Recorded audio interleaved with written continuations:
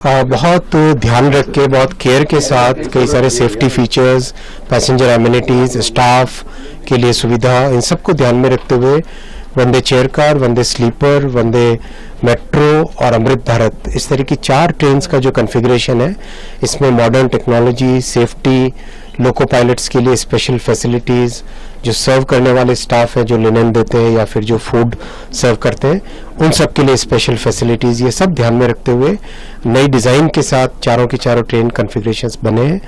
और साथ ही साथ ये मिडिल क्लास की सवारी है, इसलिए अफोर्डेबल फेयर रखा जाएगा, राजधानी के साथ इसको बेंचमार्क करके रखा जाएगा।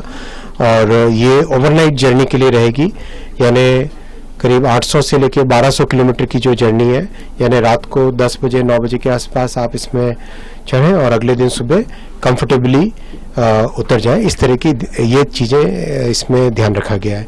कई सारे सेफ्टी फीचर्स हैं, डिज़ाइन में कई चीज़ों के इनोवेशन किए गए हैं। जैसे आपने देखा होगा पुराने टाइम में चेन होती थी, उस चेन की जगह अब ये इस तरह का एक मच मोर सिक्योर मैकेनिज्म लाया गया है, जिससे कि बर्थ की सिक्योरिंग, फास्टनिंग वगैरह बेटर हो।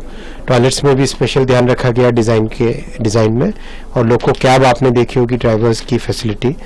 मेंटेनेंस स्टाफ के लिए अलग से कैबिन बनाया गया है, जिससे कि वो लोग आराम से रेस्ट कर सके।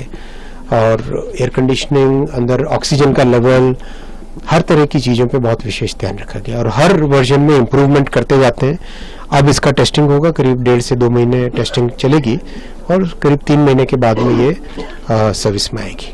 सिक्योरिटी फीचर का खास तौर पर सब ध्यान रखा गया है।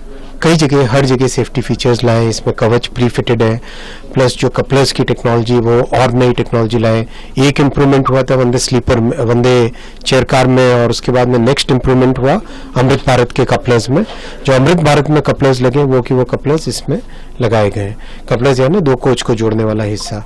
कई तरह के और एंटी क्लाइंबिंग फीचर्स हैं जो इसमें लाए गए। और इसका अगर आप कंस्ट्रक्शन का मेथडोलॉजी देखोगे तो आप इसकी कंस्ट्रक्शन की मेथडोलॉजी में भी बहुत चेंजेस लाए गए।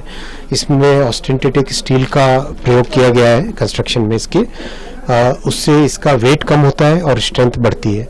फिर इसका कंप्लीट कार बॉडी का जो डिज़ाइन है, आप अगर ऊपर देखो तो कार बॉडी का जो डिज़ाइन है उसमें बहुत फोकस किया गया है किस तरह से वेट का बैलेंस हो, किस तरह से इसका गाड़ी की स्टेबिलिटी हो।